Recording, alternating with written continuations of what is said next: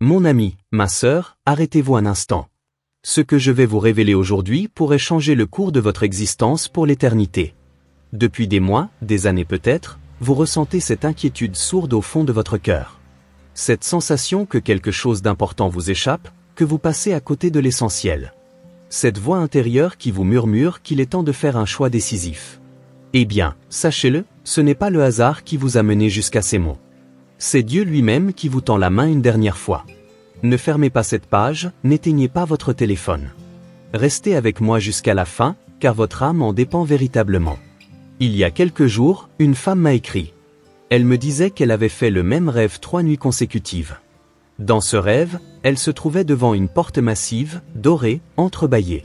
Une lumière éclatante filtrait à travers l'ouverture, mais chaque fois qu'elle tentait de s'approcher, la porte se refermait lentement. Au réveil, elle ressentait une angoisse profonde, comme si elle venait de rater quelque chose d'irremplaçable. Cette femme, mes bien-aimés, c'est peut-être vous.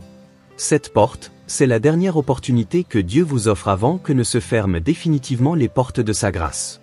Vous devez comprendre quelque chose de fondamental. Dieu ne nous avertit jamais sans raison. Quand il nous envoie des signes, des rêves, des coïncidences troublantes, c'est parce que le temps presse. L'Écriture nous enseigne que l'Esprit de Dieu ne restera pas éternellement avec l'homme. Il y a un moment, un instant précis, où la patience divine atteint ses limites. Non pas par méchanceté, mais par justice. Car Dieu respecte notre libre arbitre jusqu'au bout, même si cela signifie nous laisser choisir notre propre perte. Regardez autour de vous. Les signes sont partout. Les catastrophes naturelles se multiplient avec une intensité jamais vue. Les guerres éclatent aux 4 coins du monde. Les familles se déchirent, les valeurs morales s'effondrent, l'amour se refroidit dans le cœur des hommes. Tout cela n'est pas le fruit du hasard. C'est l'accomplissement des prophéties bibliques qui annoncent les temps de la fin. Et vous, au milieu de ce chaos, vous continuez à vivre comme si de rien n'était. Comme si vous aviez encore tout le temps du monde pour vous décider. Permettez-moi de vous raconter l'histoire de Marc, un homme que j'ai accompagné spirituellement pendant des années. Marc était ce qu'on appelle un bon vivant. Il avait une belle maison, une famille aimante, une carrière florissante.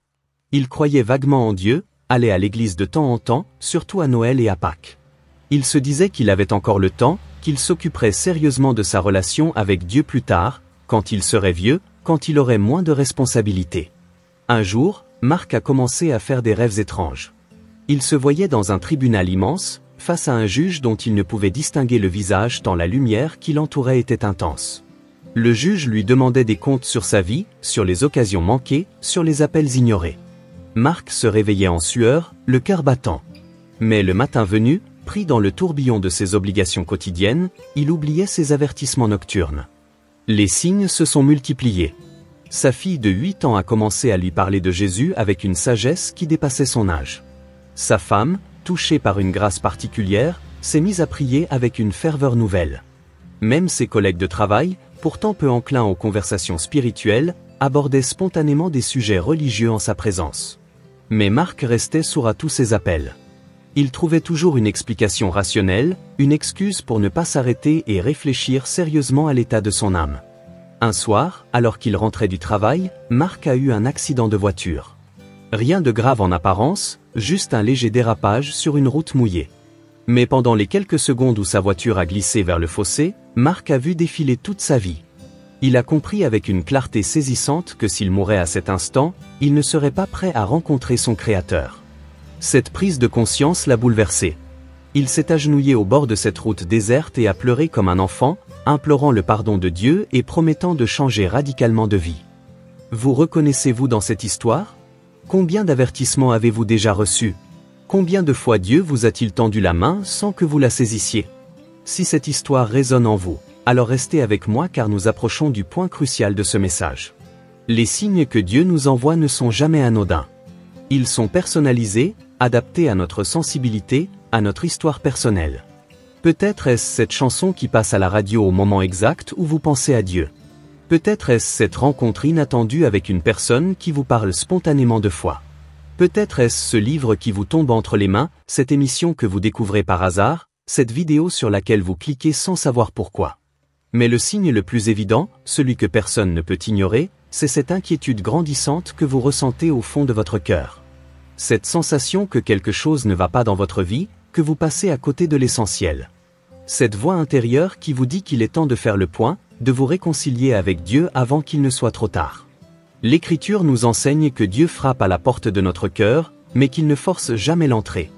Il respecte notre liberté jusqu'au bout, même si cela signifie respecter notre choix de le rejeter définitivement.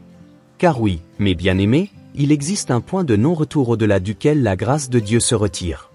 Non pas par manque d'amour de sa part, mais parce que notre cœur s'est endurci au point de devenir imperméable à son appel. C'est exactement ce qui s'est passé avec Pharaon dans l'Ancien Testament.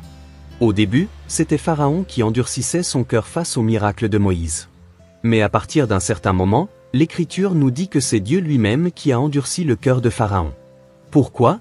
Parce que Pharaon avait franchi le point de non-retour. Il avait tellement résisté à la grâce divine que Dieu a fini par respecter son choix définitif de rébellion. Aujourd'hui, en cet instant précis où vous écoutez ces mots, vous êtes peut-être à ce point de bascule. Peut-être est-ce effectivement la dernière fois que Dieu vous avertit avant de retirer sa grâce de votre vie. Cette pensée peut vous effrayer, et c'est normal. Mais elle doit aussi vous réveiller, vous secouer, vous pousser à agir sans délai. Ne commettez pas l'erreur de remettre cette décision à plus tard. Ne dites pas comme tant d'autres avant vous que vous vous occuperez de votre salut demain, la semaine prochaine, l'année prochaine. Car qui vous garantit que vous serez encore vivant demain ? Qui vous assure que cette opportunité se représentera ? L'apôtre Paul nous exhorte avec force en déclarant que maintenant est le temps favorable, maintenant est le jour du salut. Mais comment savoir si c'est vraiment Dieu qui vous parle ? Comment distinguer sa voix des 1000 autres voix qui résonnent dans votre esprit ? La voix de Dieu a des caractéristiques particulières que vous devez apprendre à reconnaître. D'abord, elle vous pousse toujours vers la vérité, jamais vers le mensonge. Elle vous conduit vers la lumière, jamais vers les ténèbres. Elle vous invite à la repentance et au pardon, jamais au jugement et à la condamnation. La voix de Dieu vous parle aussi avec une autorité douce mais ferme.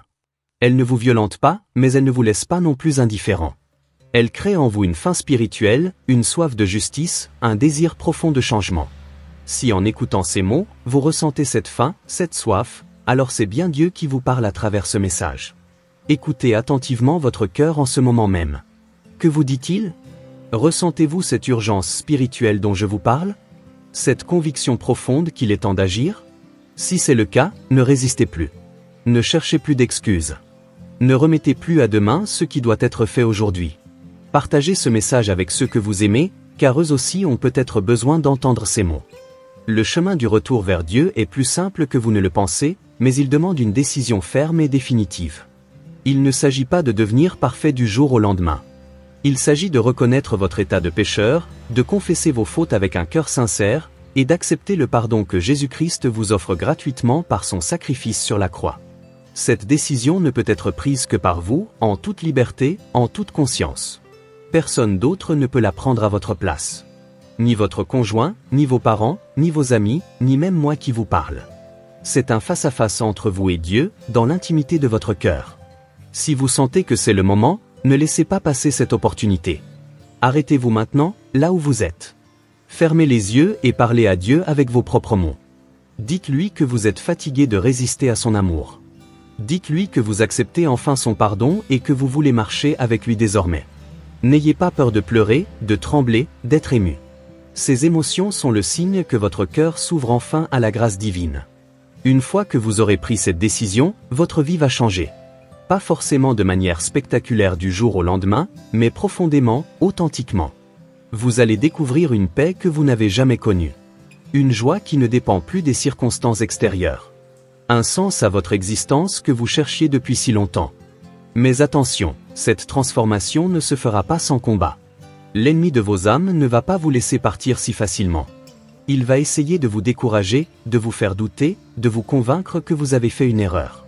C'est pourquoi il est crucial que vous vous entouriez rapidement d'autres croyants qui pourront vous accompagner dans cette nouvelle vie. Cherchez une communauté de foi authentique, où la parole de Dieu est enseignée avec fidélité. Nourrissez-vous quotidiennement de cette parole par la lecture et la méditation. Développez une vie de prière régulière, car c'est par la prière que vous maintiendrez votre relation vivante avec Dieu.